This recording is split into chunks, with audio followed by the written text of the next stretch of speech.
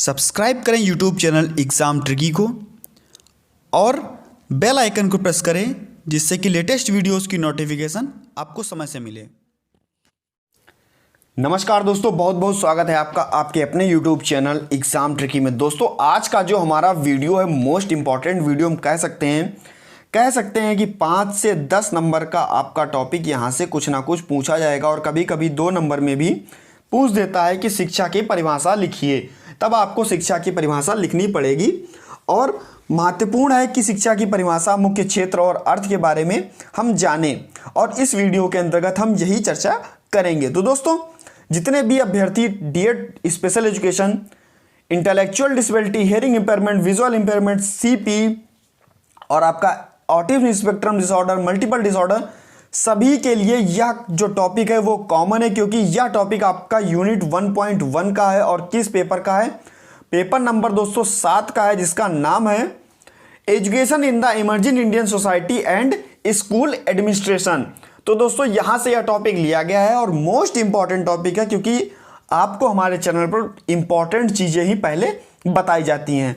तो दोस्तों ज़्यादा से ज़्यादा अपने मित्रों के पास वीडियो को शेयर करना ना भूलिएगा। सभी मित्रों के पास वीडियो को शेयर कर दीजिएगा। अगर वीडियो अच्छी लगती है तो चैनल पर यदि पहली बार विजिट कर रहे हैं तो चैनल को सब्सक्राइब कर लीजिएगा और साथ ही साथ बेल आइकन को प्रेस करना ना भूलिएगा, जिससे कि अगर आप बेल आइकन को प्रेस करेंगे तो जितनी भी हमारी लेटेस्ट वीडियोज़ हैं, लेटेस्ट न्यूज़ हैं, तो आपको मिलती रहेंगी और कभी भी न्यूज़ कोई भी आती है तो आपको प्रोवाइड करा दी जाती है। तो सब्सक्राइब करने के बाद में बेल आइकन को जरूर प्रेस कर लीजिएगा। वीडियो अगर अच्छी लगे तो वीडियो को लाइक कर दीजिएगा और दोस्तों के पास शेयर जरूर कर दीजिएगा। तो दोस्तों जल्दी से वीडियो को शेयर कर दीजिए और चलिए स्टार्ट करते हैं आज का जो वीडियो है। और सबसे पहले हम जानेंगे शिक्षा का शाब्दिक अर्थ, यानी कि जो शिक्षा है, जो शिक्षा का शब्द है, ये जो शब्द है शिक्षा, इसका अर्थ क्या है? तो इंग्लिश में भी जानेंगे, हिंदी में भी जानेंगे, यानी कि संस्कृत में भी जानेंगे और उन वर्ड्स के भी जो अर्थ हैं उनको हम समझेंगे। तो चलिए देखते हैं। अगर हम बात करते हैं कि शिक्षा शब्द, सबसे पहले शिक्षा शब्द हम संस्कृत में जान लेते हैं कि किस प्रकार से होता है। तो दोस्तों शिक्षा शब्द संस्कृत भाषा की शिक्ष धातु से बना है और शिक्ष धातु में आ प्रत्यय जोड़ा गया है, तब बना है शिक्षा। यानी कि प्रत्यय लगता है बाद में और उपसर्ग लगता है पहले। और धातु क्या होती है? जो मौलिक शब्द होते हैं, जो मौलिक शब्द होते हैं उनको हम क्या कहते हैं? धातु कहते हैं। तो शिक्षा में जब आ जोड़ा गया, शिक्ष में जब आ जोड़ा गया तो बना आपका शिक्षा। और शिक्षा, अब देखते हैं शिक्ष का अर्थ क्या होता है और शिक्षा का अर्थ क्या होता है। तो दोस्तों शिक्ष का अर्थ होता है सीखना और सिखाना। शिक्षा का क्या अर्थ होता है? सीखना और सिखाना। अब शिक्षा का क्या अर्थ होता है? सीखने सिखाने की प्रक्रिया। यानी कि शिक्षा का अर्थ हो गया सीखने सिखाने की प्रक्रिया और शिक्ष का क्या अर्थ हो गया? सीखना और सिखाना।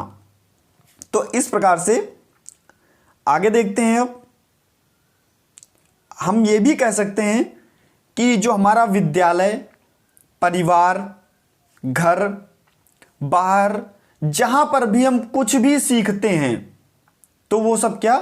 शिक्षा के अंतर्गत ही आता है। एक वर्ड आप लोगों ने बचपन में बहुत यूज किया होगा, विद्या। अब विद्या पे बात आती है तो ये सब आप लोगों ने विद्या जो वर्ड है काफी यूज किया होगा और आप लोग कहते होंगे विद्या मां की कसम। तो विद्या जो शब्द है यह भी दोस्तों आपका अच्छा शब्द है और इस पर भी थोड़ा चर्चा करते हैं। तो इसमें जो धातु है वो है विद और इसमें आ प्रत्यय जोड़ा गया, तब आपका बना विद्या। और विद्या शब्द जो है इसका जो अर्थ होता है वो होता है जानना। विद्या शब्द का क्या अर्थ होता है? जानना। विद्या ददाति विनिमय। तो हम कह सकते हैं कि अभी मैंने आपको बताया कि विद्यालय, परिवार, समाज, घर, जहां से भी हम कुछ भी सीखते हैं तो वो सब क्या? आपकी शिक्षा के अंतर्गत ही आता है। यानी कि हम कह सकते हैं कि सीखने सिखाने की प्रक्रिया को हम क्या कहते हैं, शिक्षा कहते हैं। आगे देखते हैं, प्राचीन समय से ही जो ज्ञान है मानव के जीवन के विकास के लिए अत्यंत महत्वपूर्ण माना जाता है। आज से नहीं, प्राचीन समय से, जब से ज्ञान का विकास हुआ, जब से धरती बनी, तब से ये मान के चलिए कि ज्ञान को महत्वपूर्ण माना जाता है मानव जीवन के विकास के लिए। और महर्षि वेद व्यास के अनुसार इन्होंने क्या कहा, ज्ञान व्यक्ति के सत्य का दिग्दर्शन ही नहीं करता, बल्कि वह व्यक्ति को बोलना, चलना और व्यवहार करना भी सिखाता है। यानी कि केवल और केवल व्यक्ति के सत्य का दिग्दर्शन करना ही नहीं, बल्कि व्यक्ति किस प्रकार से बोल रहा है, उसके चलने का ढंग क्या है, उसके बात करने का ढंग क्या है, उसका व्यवहार किन किन परिस्थितियों में किस प्रकार से है, तो यह सब क्या बताता है, शिक्षा बताती है, ज्ञान बताता है। तो दोस्तों ज़्यादा से ज़्यादा वीडियो को शेयर कर दीजिएगा। और अगर आप हमारे टेलीग्राम चैनल से जुड़ना चाहते हैं तो आपको इस वीडियो के डिस्क्रिप्शन बॉक्स में टेलीग्राम ग्रुप का लिंक मिल जाएगा, तो आप लोग हमारे टेलीग्राम ग्रुप से भी जुड़ सकते हैं। तो चलिए आप देख लेते हैं जो आपका एजुकेशन शब्द है वो किन किन वर्ड से मिलकर के बना है। तो दोस्तों जो शिक्षा शब्द के लिए प्रयोग किया जाता है एजुकेशन शब्द, वो बना है एजुकेटम, यानी कि लैटिन भाषा के एजुकेटम शब्द से मिलकर बना है। और एजुकेटम जो है वो दो वर्ड से मिलकर के बना है, ई प्लस ड्यूको, जिसमें से ई का अर्थ होता है अंदर से और ड्यूको का अर्थ होता है आगे बढ़ना, यानी कि अंदर से आगे बढ़ना। या हम कह सकते हैं कि बच्चे की आंतरिक शक्तियों को बाहर की ओर प्रकट करना, यानी कि बच्चे की जो योग्यताएं हैं, बच्चे की एबिलिटी है, उसको बाहर की ओर निखारना। और बच्चे की जो भी जन्मजात शक्तियां हैं, यानी कि बालक की जन्मजात शक्तियों का सर्वांगीण विकास करना, हम कह सकते हैं कि एजुकेशन का अर्थ होता है। या लिखा भी है, अतः एजुकेशन शब्द का अर्थ बच्चे की आंतरिक शक्तियों को बाहर की ओर प्रकट करना है। तो जो भी योग्यताएं हैं उसको प्रकट करना है और बच्चे के सर्वांगीण विकास करना है। तो दोस्तों आगे देखते हैं, शिक्षा का संकुचित अर्थ। अब संकुचित अर्थ के अंतर्गत क्या क्या आएगा, जितनी भी चीज़ें होंगी वह निश्चित होंगी, यानी कि बच्चा विद्यालय जाएगा, विद्यालय में जो निश्चित कार्य कराया जाएगा वो संकुचित अर्थ के अंतर्गत आएगा। देखते हैं, संकुचित अर्थ में स्कूली शिक्षा को ही कहा जाता है, यानी कि संकुचित अर्थ में किसको कहा जाता है, स्कूली शिक्षा आपकी आती है। और इसे नियमित शिक्षा भी कहा जाता है, जिसमें एक वयस्क पूर्व निश्चित योजना के साथ बालक के सामने एक निश्चित वातावरण को प्रस्तुत करके एक निश्चित ज्ञान को निश्चित विधि द्वारा निश्चित काल में समाप्त करने का प्रयास करता है। देख लीजिए दोस्तों, निश्चित वातावरण यानी कि आप क्लास में होंगे, निश्चित ज्ञान होगा यानी कि जो भी आपका सिलेबस होगा वो निश्चित होगा, निश्चित विधि होगी, निश्चित काल जो टाइम पीरियड होगा 30 मिनट का, आपका 40 मिनट का जो भी होगा, निश्चित काल होगा। और उसी पे शिक्षक को समाप्त करना है आपका सिलेबस, यानी कि जो भी 1 साल का सिलेबस है उसको आपके समय से ही समाप्त करना है। जैसे कि कह सकते हैं कि जितनी चीज़ें होंगी वह निश्चित होंगी। विद्यालय में आप लोग पढ़ने जाते होंगे तो जो आपको कोई भी चीज़ें पढ़ाई जाती होंगी तो क्या कभी कभी एक्स्ट्रा क्लास लगा दी जाती होगी और कहा जाता होगा कि आपका सिलेबस कंप्लीट नहीं है और आपका सिलेबस कंप्लीट कराया जाएगा, यानी कि निश्चित समय में आपका सिलेबस कंप्लीट कराया जाएगा और फिर आपके पेपर होंगे, जिससे बालक का मानसिक विकास हो सके। यानी कि इन सब चीज़ों से बालक का क्या होगा, मानसिक विकास होगा। और कह सकते हैं कि संकुचित अर्थ में शिक्षा का स्थान मुख्य और बालक, जो शिक्षक है उसका स्थान होता है मुख्य और जो बालक का स्थान होता है वह होता है गौड़। यानी कि जो संकुचित अर्थ होगा तो शिक्षक वहाँ पर मुख्य माना जाएगा और बालक जो होगा वहाँ पर गौड़ माना जाएगा, द्वितीयक माना जाएगा। कह सकते हैं कि संकुचित अर्थ में शिक्षा किसी समाज में एक निश्चित समय व निश्चित स्थान पर, यानी कि विद्यालय में सुनियोजित ढंग से चलने वाली एक सामाजिक प्रक्रिया है जिसके द्वारा मनुष्य अपनी जन्मजात शक्तियों का विकास करता है, ज्ञान कौशल को बढ़ाता है, अब उसमें उसकी जो कला कौशल में वृद्धि होती है और व्यवहार में भी उसके परिवर्तन आता है और योग्यताएं ग्रहण करता है। तो ऐसे भी हम कह सकते हैं। और जिसके द्वारा व्यक्ति समाज के साथ निरंतर विकास करता रहता है। तो दोस्तों ऐसा एक परिभाषा देख लीजिए जे.एस. मैकेंजी के अनुसार। और जे.एस. मैकेंजी ने क्या कहा था परिभाषा में? जे.एस. मैकेंजी ने कहा था संकुचित अर्थ में शिक्षा का अर्थ हमारी शक्तियों के विकास तथा सुधार के लिए चेतनापूर्ण किए गए किसी भी प्रयास से हो सकता है। यानी कि संकुचित अर्थ में शिक्षा हमारी शक्तियों के विकास तथा सुधार के लिए चेतनापूर्ण किए गए किसी भी प्रयास से हो सकता है। तो दोस्तों जे.एस. मैकेंजी के अनुसार।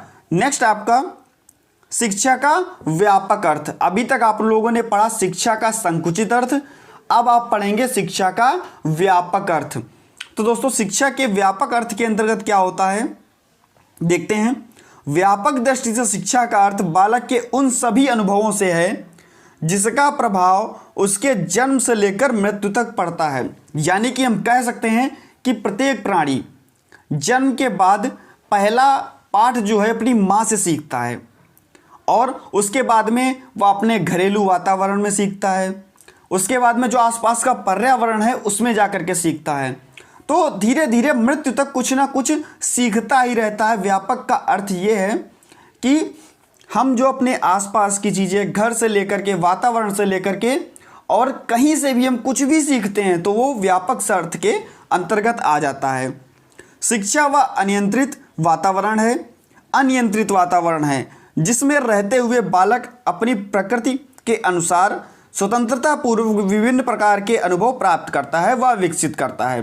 अब अनियंत्रित वातावरण यहाँ पर क्यों कहा गया इस पर ध्यान दीजिएगा। अनियंत्रित वातावरण, कभी कभी आप घर में बैठते होंगे और अपने पैर हिलाते जाते होंगे, उसके बाद में आपकी मम्मी आपको डांटती होंगी कि बेटा पैर नहीं हिलाना है। और यहाँ पर आपको जितनी भी चीज़ें हैं तो हम कह सकते हैं कि अनियंत्रित वातावरण में बालक अपनी प्रकृति के अनुसार स्वतंत्रता पूर्वक कार्य करता है और उसमें जो उसका अनुभव है वो विकसित होता है। साथ ही साथ बालक जो कुछ भी सीखता है वह उसके शिक्षक और जिन्हें वह सिखाता है वह उसके शिष्य होते हैं। यानी कि बालक जो कुछ भी जिससे भी सीखता है वह उसका शिक्षक होता है। किसी से भी सीख रहा है तो वह उसका शिक्षक कहा जाएगा और जिसे भी वह सिखाता है तो वह सब उसके शिष्य होते हैं आपके व्यापक अर्थ के अनुसार। जे.एस. मैकेंजी के अनुसार। तो दोस्तों जे.एस. मैकेंजी के अनुसार व्यापक अर्थ में शिक्षा एक ऐसी प्रक्रिया है जो जीवन पर्यंत चलती है तथा जीवन के प्रत्येक अनुभव में उसमें वृद्धि होती है, ऐसा कहा था जे.एस. मैकेंजी के अनुसार। अब दोस्तों देख लेते हैं महत्वपूर्ण जो आप लोगों की डेफिनेशंस हैं। काफ़ी सारे दार्शनिक हुए जिन्होंने परिभाषाएं दी, काफ़ी सारे मनोवैज्ञानिक हुए जिन्होंने परिभाषाएं दी, और तो देख लेते हैं कि किस किस ने क्या क्या परिभाषा दी। तो हम कह सकते हैं कि विभिन्न दार्शनिकों के अनुसार, और उसमें जो सबसे पहला नाम आता है वो नाम आता है जगत गुरु शंकराचार्य का। यानी कि जगत गुरु शंकराचार्य ने क्या कहा था? जगत गुरु शंकराचार्य। और शंकराचार्य जी ने क्या कहा था? सा विद्या ये विमुक्ते, यानी कि सा विद्या या विमुक्ते, विमुक्ते यानी कि शिक्षा वह है जो मुक्ति दिलाए, सा विद्या या विमुक्ति। तो दोस्तों नेक्स्ट आपके मोस्ट इंपॉर्टेंट लगाइएगा स्वामी विवेकानंद। दोस्तों पेन कॉपी उठा लीजिए और इसको लिखते जाइएगा। स्वामी विवेकानंद जी ने क्या परिभाषा दी थी? स्वामी विवेकानंद जी ने क्या परिभाषा दी थी? उनके अनुसार क्या था? तो दोस्तों स्वामी विवेकानंद जी ने कहा था मनुष्य की अंतर्निहित शक्तियों की अंतर्निहित शक्तियों की पूर्णता को अभिव्यक्त करना ही शिक्षा है। यानी कि जो अंतर्निहित शक्तियां हैं इसकी पूर्णता को व्यक्त करना ही शिक्षा है। काफ़ी सारे दार्शनिक, प्लूटो का नाम आता है, और प्लूटो ने क्या कहा था, आदर्शवादी दार्शनिक थे जो दोस्तों प्लूटो, और प्लूटो जी ने क्या कहा था, प्लूटो के अनुसार इन्होंने कहा था शरीर व आत्मा दोनों के महत्व को स्वीकार करते हैं तथा कहते हैं, प्लूटो जी क्या कहते हैं, शिक्षा का कार्य मनुष्य के शरीर व आत्मा को वह पूर्णता प्रदान करना है जिसके कि वह योग्य है। यानी कि प्लूटो जी कहते हैं, उन्होंने शरीर और आत्मा पर जोर दिया और क्या कहा कि शिक्षा का कार्य मनुष्य के शरीर व आत्मा को पूर्णता प्रदान करना है। शरीर व आत्मा को क्या कहा, पूर्णता प्रदान करना है, जिससे मतलब जिसके कि वह योग्य है, जिसके कि वह योग्य है। तो दोस्तों ऐसा कहा था प्लूटो जी ने, जो कि आदर्शवादी दार्शनिक थे।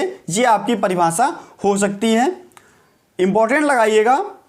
फ्रॉवेल के अनुसार, फ्रॉवेल जी ने क्या कहा था, फ्रॉवेल जी ने कहा था, और फ्रॉवेल जी एक मनोवैज्ञानिक थे, आप सभी को पता है।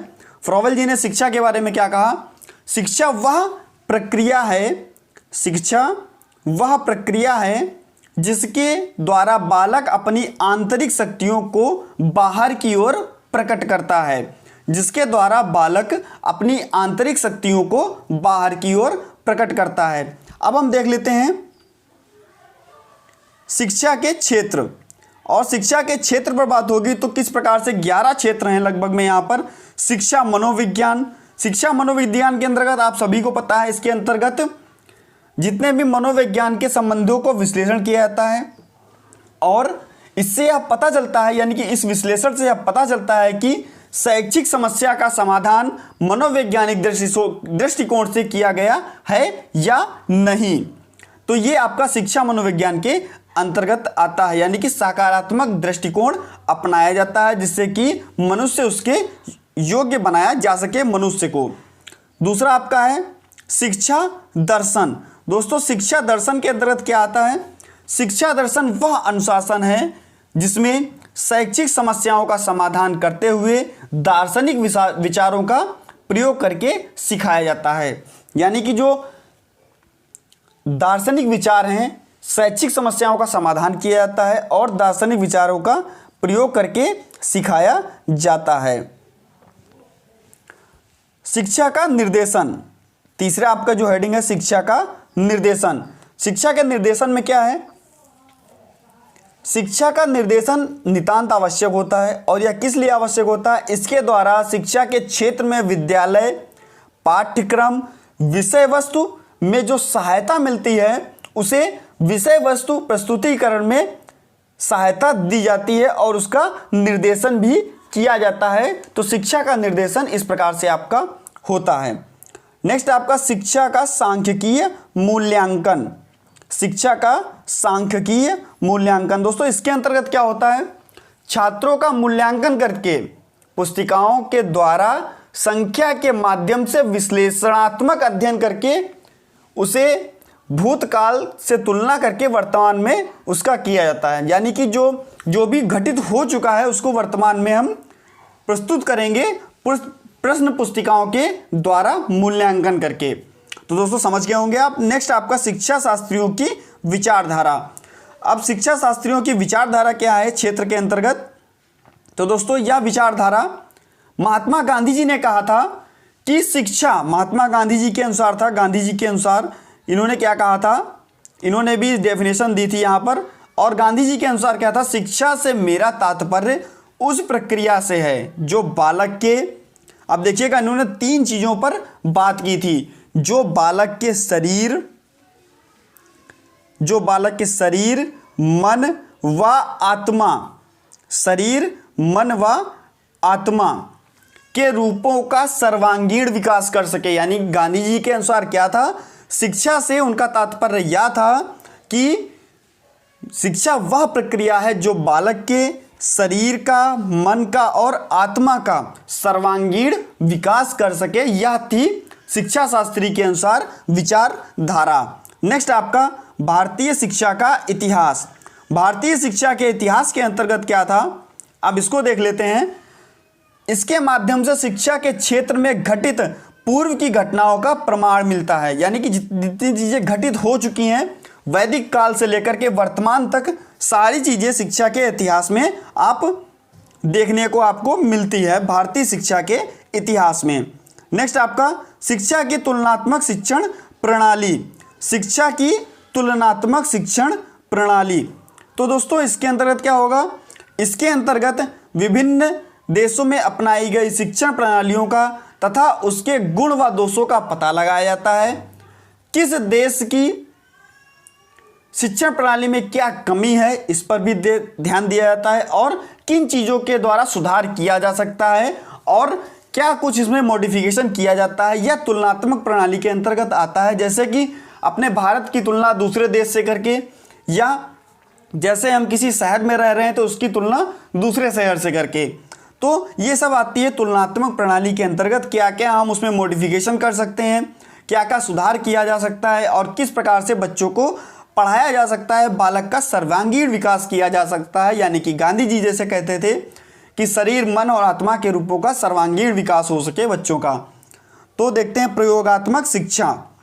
प्रयोगात्मक शिक्षा के अंतर्गत क्या आता है, प्रयोगों के द्वारा व्यक्ति अपने व्यवहारिक जीवन में शिक्षा के ज्ञान का प्रयोग कर सामाजिक जो सामंजस्य होता है उसको स्थापित करता है और जीवन में ऊंचा बनने के लिए यह कार्य किया जाता है। तो नेक्स्ट आपका है शैक्षणिक शासन एवं संगठन।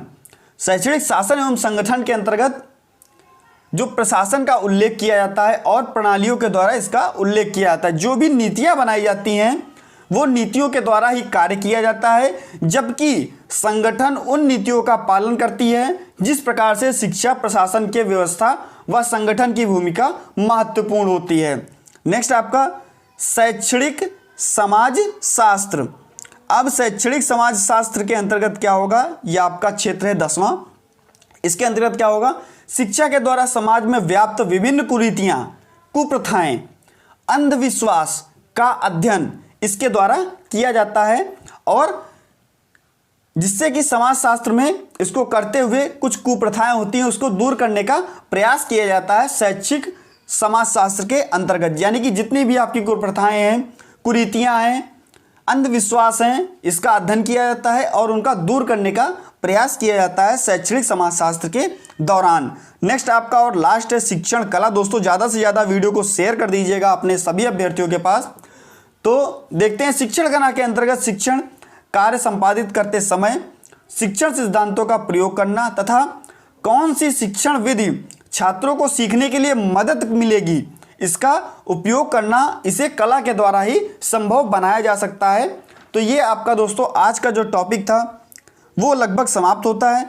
और चैनल पर यदि नए थे तो चैनल को सब्सक्राइब कर लीजिएगा और वीडियो को ज़्यादा से ज़्यादा अपने सहपाठियों के पास शेयर कर दीजिएगा जिससे उनको भी लाभ मिल सके। दोस्तों 25 अभ्यर्थी आपके साथ पढ़ते हैं, 25 में से अगर आप 10 के पास भी शेयर करेंगे फिर भी वीडियो चलेगी और हमें भी अच्छा लगेगा और उनको भी अच्छा लगेगा, वे भी पढ़ के उनको भी अच्छा लगेगा। तो दोस्तों ज़्यादा से ज़्यादा वीडियो को शेयर कर दीजिएगा। जब ज़्यादा वीडियो चलती है तो दूसरी वीडियो बनाने के लिए अच्छा लगता है। तो मिलता हूँ दोस्तों नेक्स्ट वीडियो में कुछ नए टॉपिक के साथ। धन्यवाद।